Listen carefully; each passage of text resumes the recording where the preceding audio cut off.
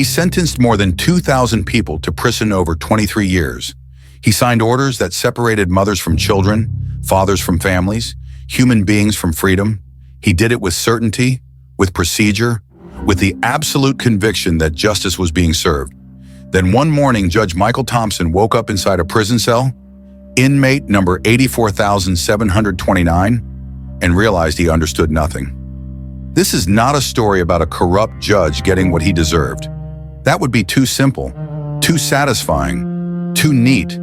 This is something far more unsettling.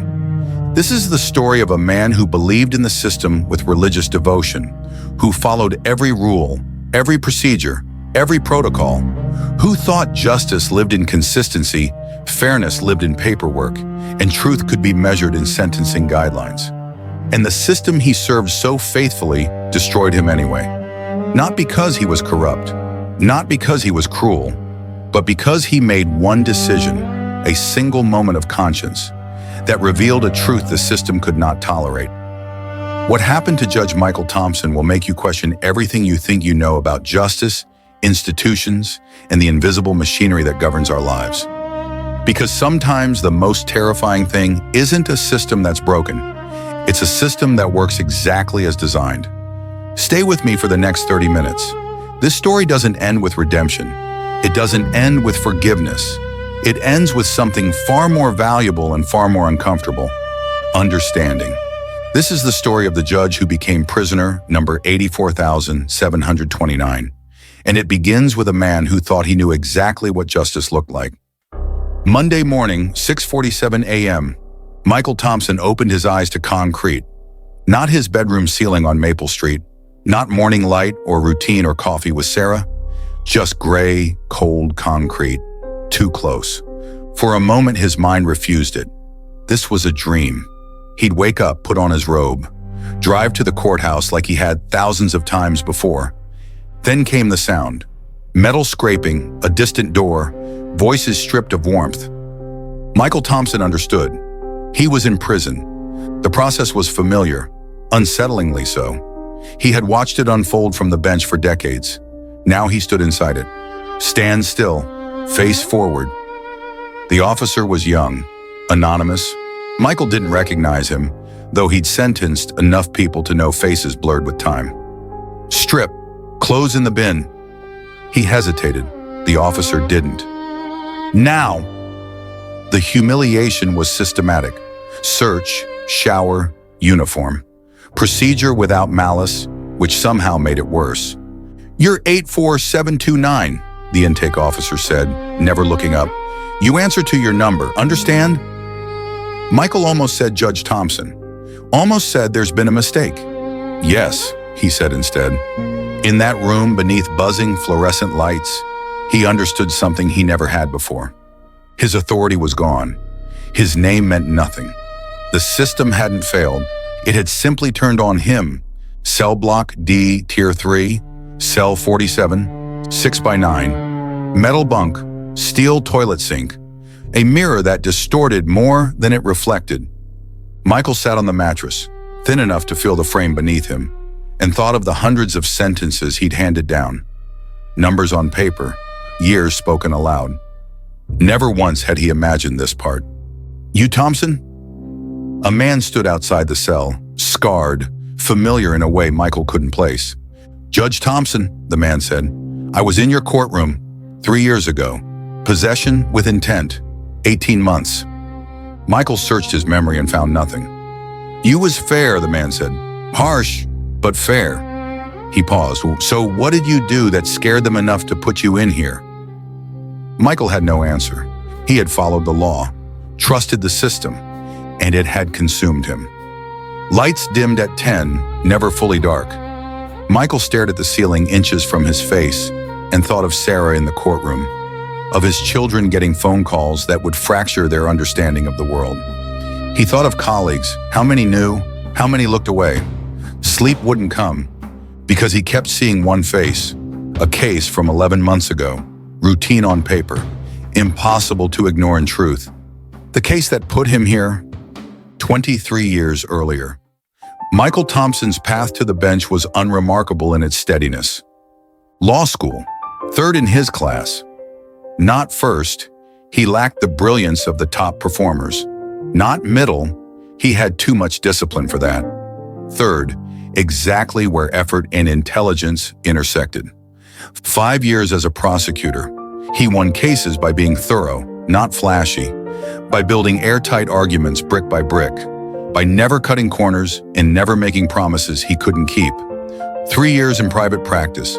Corporate law, boring, lucrative, soul-crushing in its monotony. Then the judgeship, a state appointment. He was 39 years old, young for a judge. But his record was spotless. His reputation was solid. His politics were carefully neutral. He was confirmed unanimously. "What kind of judge do you want to be?" Sarah had asked him the night before his first day on the bench. Michael had thought about it. "Fair, consistent, someone who applies the law without fear or favor." "Sounds lonely," Sarah had said. Michael hadn't understood what she meant. Not then. The philosophy of procedure. Michael developed a judicial philosophy early and stuck to it religiously. Justice came from consistency, not emotion. Every defendant deserved the same process, the same consideration, the same application of law. It didn't matter if Michael liked them or despised them, sympathized with them or feared them. What mattered was procedure. He read every file completely. He listened to every argument.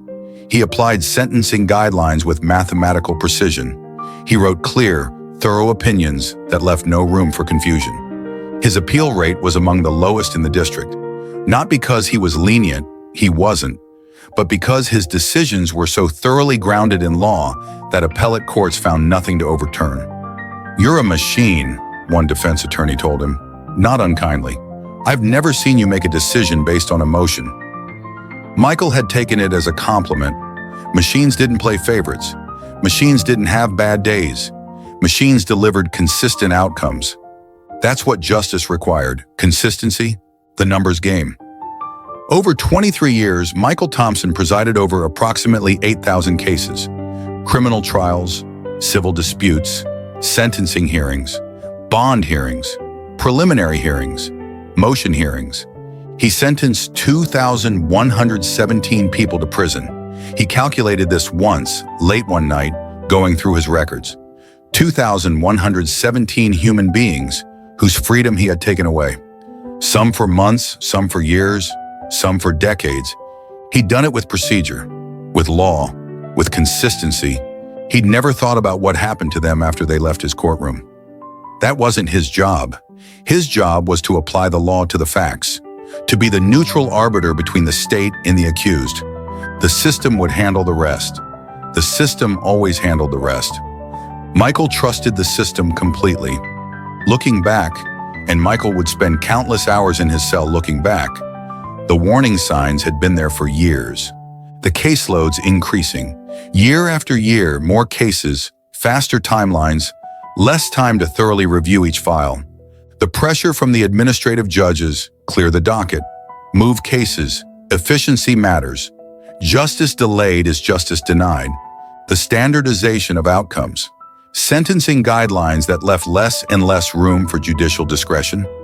Mandatory minimums that made every case a math problem. The plea bargains. 94% of criminal cases in his courtroom ended in plea deals. Defendants pleading guilty to avoid trial, even when they had viable defenses. Prosecutors offering deals that seemed designed more to clear dockets than to deliver justice. Michael had noticed all of this, had even commented on it in judicial conferences, but he'd never questioned the system itself. Never wondered if maybe the machinery he operated so efficiently might be grinding out something other than justice. He trusted procedure, believed that if everyone followed the rules, fairness would emerge. He'd been wrong. The judge's bubble. Judges occupy a strange space in society, elevated but isolated, powerful but constrained. Michael's social circle shrank after he took the bench. Judges can't be friends with prosecutors or defense attorneys, can't be seen socializing with people who might appear in their courtroom, can't express political opinions or join controversial causes. His world became the courthouse. His colleagues were other judges. His conversations were about case law and procedure. He became insulated, removed, protected from the messy reality of the system he administered. When he sentenced someone to 5 years in prison, he didn't see 5 years. He saw sentencing guidelines, criminal history, offense levels, statutory ranges. He saw numbers and precedents and legal principles. He didn't see a mother missing her child's entire elementary school experience, didn't see a father's face aging in the mechanical rhythm of prison routine, didn't see the families fractured, the lives derailed, the futures foreclosed. He saw cases, and cases were just problems to be solved with procedure. Sarah tried to tell him. Over the years, she'd say things like, "Do you ever wonder what happens to them after? Don't you think 5 years is a long time?" "Michael, he was 19 years old. Are you sure?" And Michael would respond with the certainty of procedure. "The guidelines recommend 4 to 6 years. I'm being consistent with precedent. This is what the law requires. The law requires," as if the law were a natural force like gravity, as if human beings hadn't written it, hadn't chosen it, couldn't change it. Michael had hidden behind procedure for so long that he'd forgotten procedure was just a tool. And like any tool, it could be used to build or to destroy. He was about to learn which one he'd been doing. The shift. The change happened gradually, so gradually that Michael didn't notice it was happening. It started with administrative meetings, new policies, case management initiatives, efficiency benchmarks, metrics. "We need to move cases faster," the chief administrative judge said. "The backlog is creating constitutional issues. Speedy trial rights. We need to clear the docket." Fair enough. Justice delayed is justice denied. Everyone agreed. But then came the quotas. Not called quotas, never called quotas, called performance expectations. Each judge was expected to dispose of a certain number of cases per month. "It's not about rushing," the administrative judge assured them. "It's about eliminating unnecessary delays, streamlining procedure." Michael increased his pace. Shorter hearings, less time per case, more efficient processes. He told himself he was still being thorough, still reading every file, still applying the law correctly. But he had less time, and less time meant less depth, meant accepting more assumptions, meant trusting that the other parts of the system, the prosecutors, the defenders, the probation officers, were doing their jobs correctly. The pressure points. Other changes accumulated. Mandatory sentencing guidelines became more rigid. Judicial discretion narrowed. Cases that once might have been resolved with alternatives to incarceration now had mandatory prison time. Plea bargain incentives increased.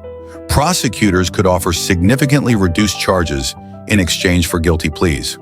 The gap between the plea offer and the trial penalty widened so much that defendants couldn't rationally choose trial, even if they had strong defenses. Public defenders were overwhelmed.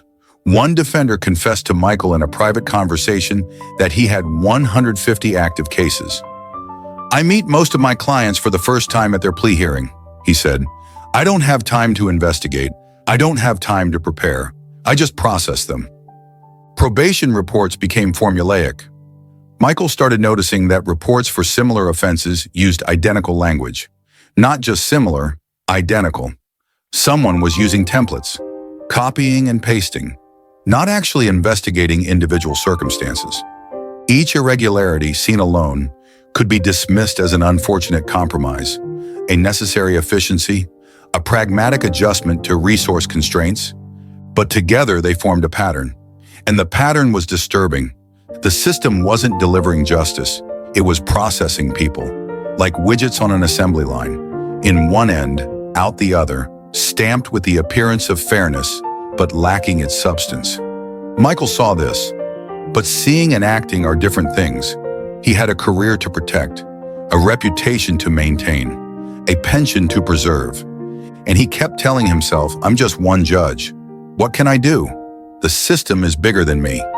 So he continued, signing orders, imposing sentences, moving cases, trusting that someone, somewhere was watching, that the checks and balances built into the system would catch the problems he was seeing.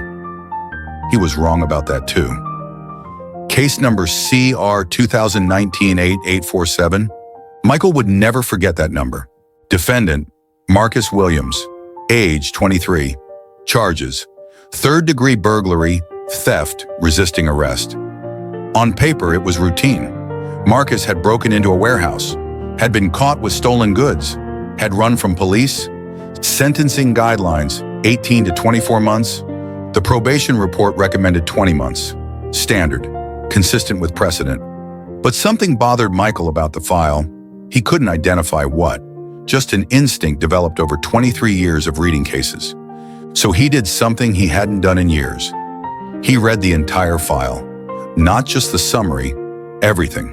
The police reports, the discovery documents, the witness statements. And he found it. The warehouse Marcus had allegedly broken into. It was owned by a corporation called Keystone Properties, LLC. The estimated value of stolen goods? $47,000. The insurance claim filed by Keystone? $180,000. Someone was committing insurance fraud, and Marcus Williams, who had a public defender, too overworked to investigate, was being used as the fall guy. Michael pulled more documents, checked property records, found that Keystone Properties, LLC, was owned by a larger holding company, which was owned by another company, which was owned by... Michael stopped, stared at the name on the screen. The ultimate owner of Keystone Properties was Consolidated Partners, LLP. And sitting on the board of Consolidated Partners was Judge Richard Ashford, a fellow judge, in Michael's own courthouse. The decision point.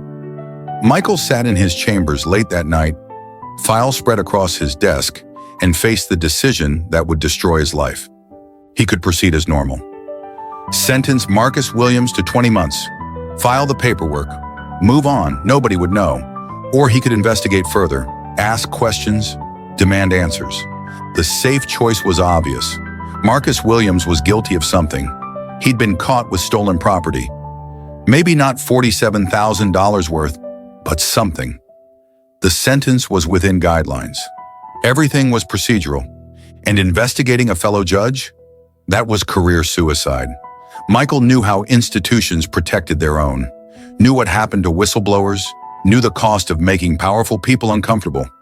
He thought about Sarah, about his children, about his pension, about the life he'd built over 23 years of careful, consistent procedural service. Then he looked at Marcus Williams's booking photo. 23 years old, no significant criminal history before this. His entire future about to be destroyed because he'd been unlucky enough to steal from a judge's property. Michael made his choice, not because he was brave, not because he was noble, but because after 23 years of hiding behind procedure, he'd finally seen something he couldn't unsee. The system he'd trusted so completely was corrupt, and he was part of it. He picked up the phone. Michael didn't barge into offices making accusations. He'd been a judge too long for that. He followed procedure. He filed a motion for additional discovery in the Marcus Williams case. Routine, unremarkable. Insurance documents, property valuations, ownership records. The prosecutor objected. Materiality is unclear, Your Honor. I'll determine materiality, Michael said. Motion granted. A small ruling, the kind he'd made hundreds of times, but it sent a signal. The documents. The records confirmed his suspicions. Keystone Properties bought distressed buildings cheap, stocked them with low-value equipment, then filed massively inflated insurance claims after predictable break-ins. The thefts were real. The paperwork was clean. Insurance companies paid. And people like Marcus Williams, desperate, careless, unlucky, went to prison. Michael dug deeper. At least 5 years. At least 30 cases. Several judges, including him. He had sentenced 3 people connected to the scheme without ever seeing the pattern. The warning. Judge Richard Ashford appeared in Michael's chambers a few days later. Heard you're digging into valuations in the Williams case, Ashford said lightly. Anything I should know? Just being thorough.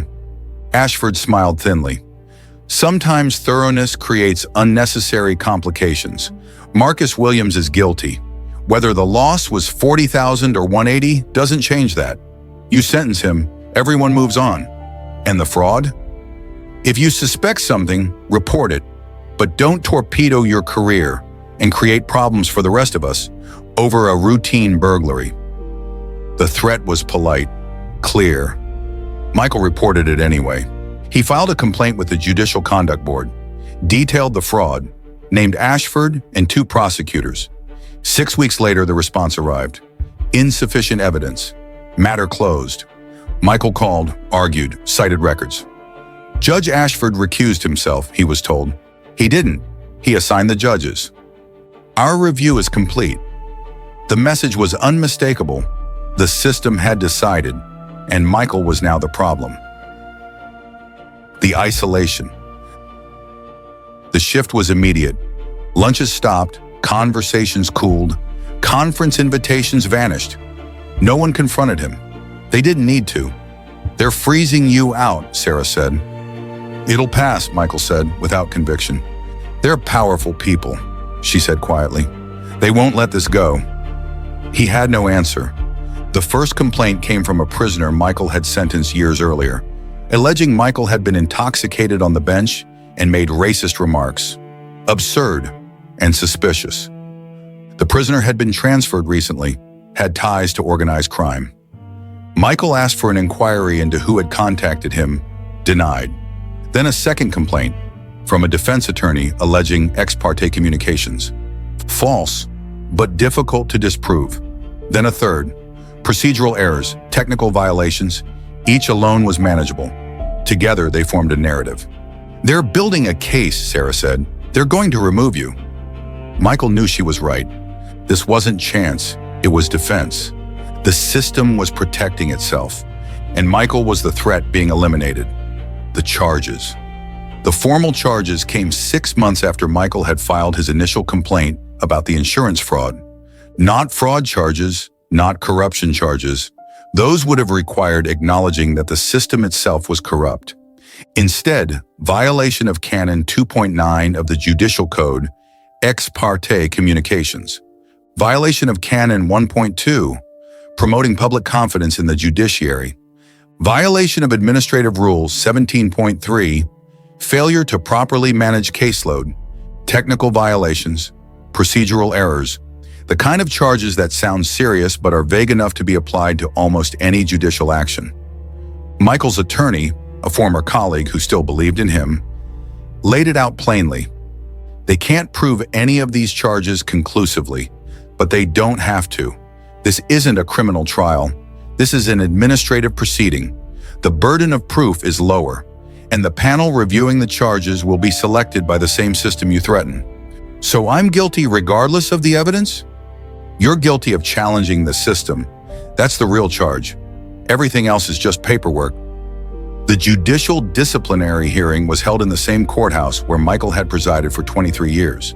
He sat at the defense table, a position he'd seen thousands of others occupy, but had never imagined for himself, and watched as prosecutors presented their case.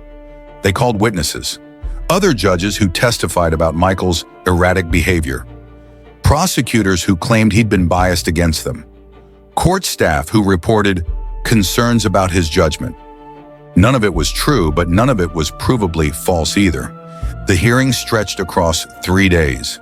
Michael's attorney presented evidence of the insurance fraud, showed the documents, connected the dots. The panel listened politely, then ruled it irrelevant to the charges against Judge Thompson. You're not on trial for insurance fraud, the panel chair said. You're being evaluated for judicial misconduct. But the misconduct allegations are retaliation for... This panel will not entertain conspiracy theories. We're evaluating the evidence of the charges filed, nothing more. The verdict. This panel finds that Judge Michael Thompson has violated multiple provisions of the Judicial Code of Conduct. His actions have undermined public confidence in the judiciary and demonstrated a failure to uphold the standards expected of his position. Michael sat motionless as the panel chair continued reading. While we acknowledge Judge Thompson's years of service, the severity and pattern of these violations leave us no choice but to recommend removal from the bench and referral for criminal investigation of potential obstruction of justice. Sarah was crying in the gallery behind him. Michael didn't turn around. Judge Thompson, do you wish to make a statement? Michael stood, looked at the 3 judges who just ended his career. "I followed procedure," Michael said quietly. "I reported wrongdoing through proper channels. I did everything right." "And yet here you are," the panel chair said. Yes, here he was. The system worked perfectly. It had identified a threat, neutralized it, eliminated the problem. The arrest, the criminal charges came 2 weeks later. Obstruction of justice, abuse of authority, witness tampering. Michael had interviewed Marcus Williams as part of his investigation into the insurance fraud. The prosecution claimed this constituted improper contact with a defendant. "You're being charged for investigating," Michael's attorney said. "They've criminalized the act of questioning the system." The bail hearing was brief. The prosecutor argued Michael was a flight risk. The judge, one of Michael's former colleagues, set bail at $500,000. Michael and Sarah didn't have that kind of money. They put up their house, liquidated their retirement accounts, borrowed from family, and still came up short. Michael was remanded to custody pending trial.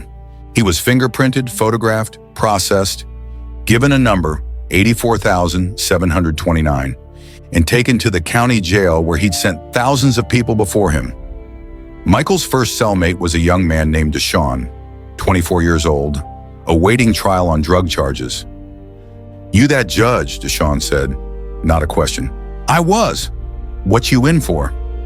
"They say I obstructed justice." Deshaun laughed. "Man, that's rich. The whole system obstructs justice every damn day. But they got you for it. Must have pissed off the wrong people." "I reported corruption." "Oh," Deshaun nodded slowly. "Yeah, that'll do it. See, the system don't care if you're right. Cares if you're loyal. You broke loyalty.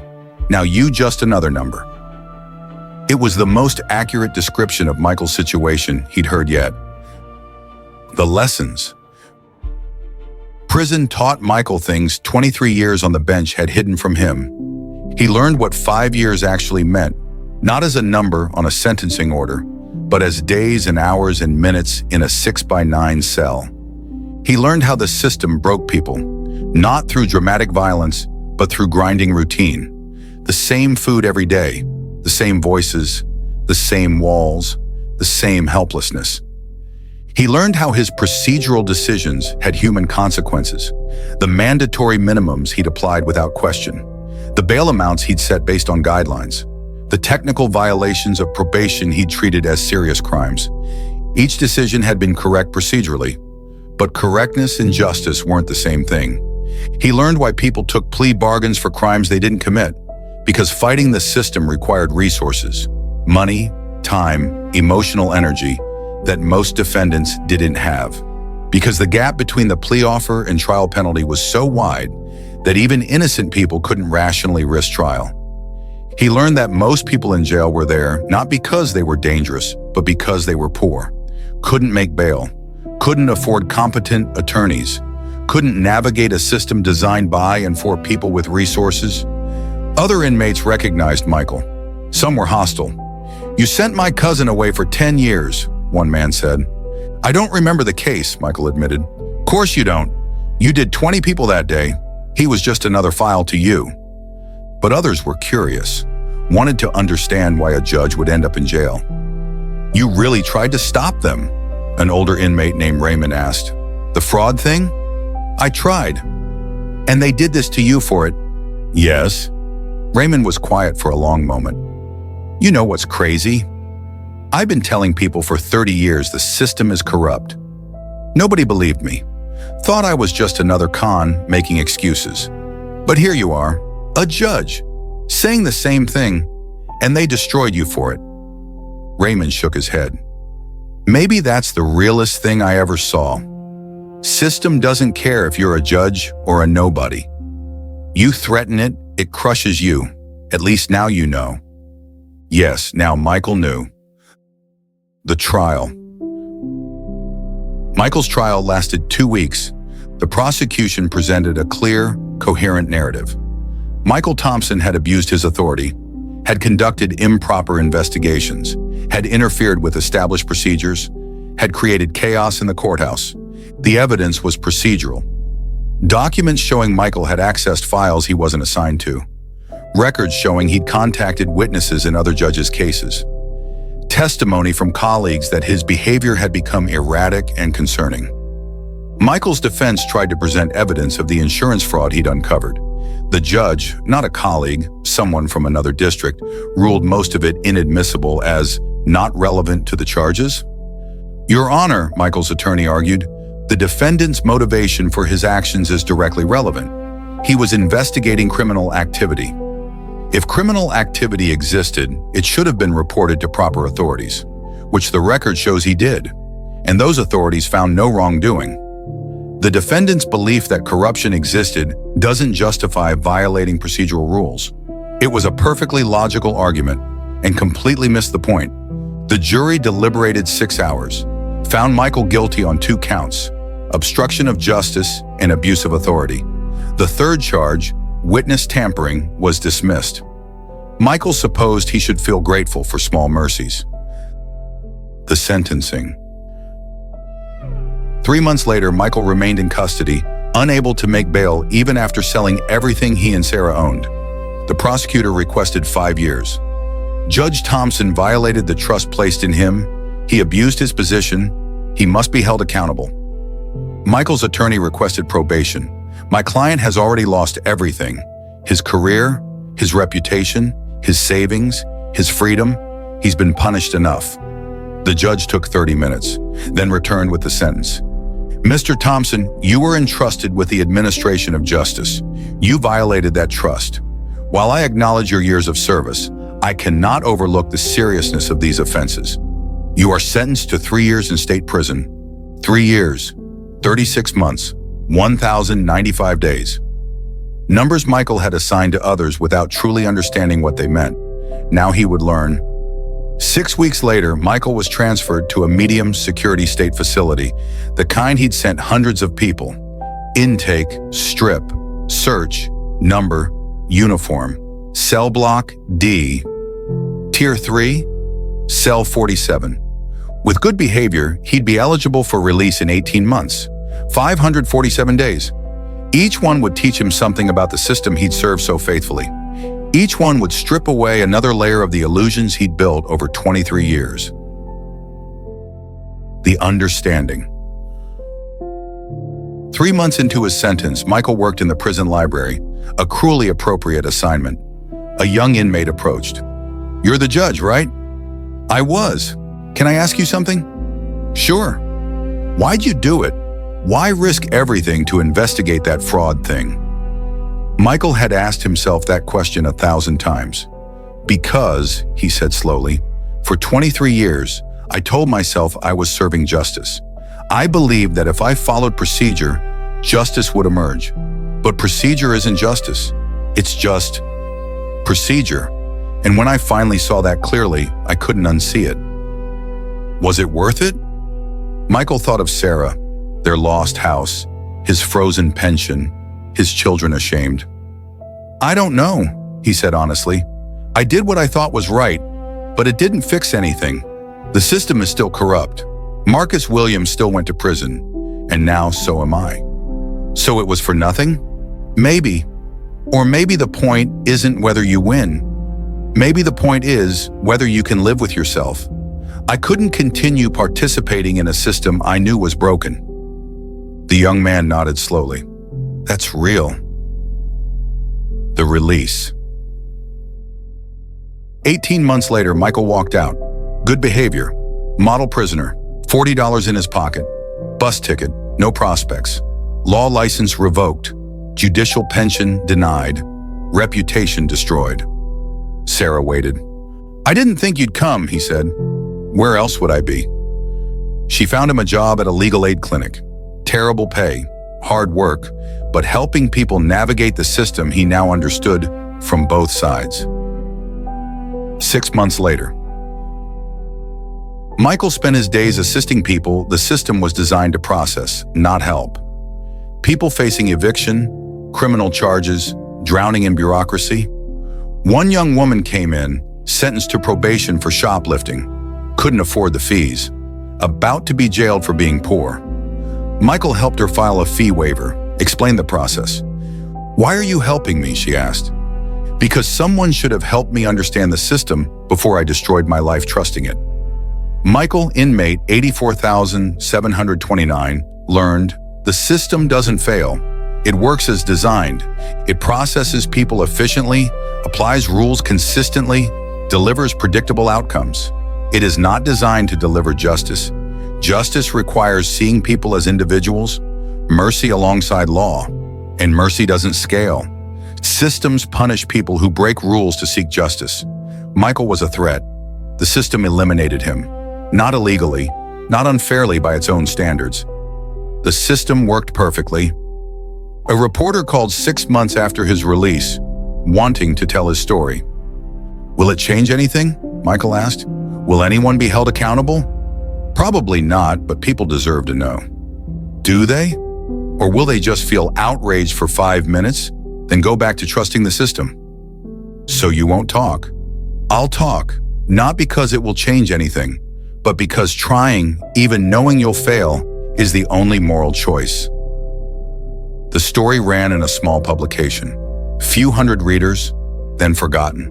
Corrupt judges were never charged, system unchanged. But every person who walked into that legal aid clinic met someone who understood procedure, and justice aren't the same. One young man Michael counseled became a public defender. A woman became a criminal justice reform advocate.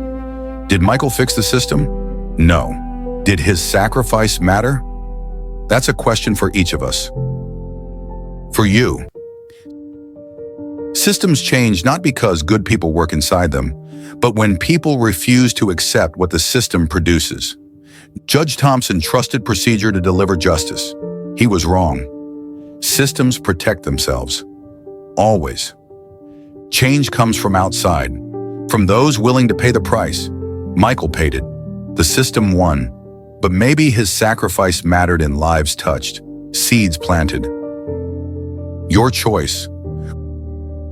When you see injustice in a system you're part of, what will you do? Speak up and risk everything, or stay silent and become complicit? Michael spoke. It cost him everything, but he kept his conscience. Can you say the same? If this story made you uncomfortable, good, angry, good, use it. But do more than feel, act, volunteer, support justice reform, question authority, stand up for someone who can't. Be the person who refuses to accept this is just how things are.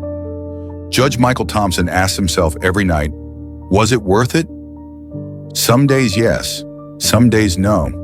Every day. At least I know who I am. When the system asked me to choose between conscience and comfort, I chose conscience. They took everything else, but they couldn't take that. And maybe that's the only victory that matters. Not changing the system, not winning, not vindicated, just knowing when it mattered most you chose truth over ease, even if truth cost everything. That's the story of the judge who became prisoner 84,729. The price of courage in a system that punishes it, and the truth we need to understand. If stories like this matter to you, subscribe for more true stories that change lives. Hit that bell, because the next story might be the one that changes everything.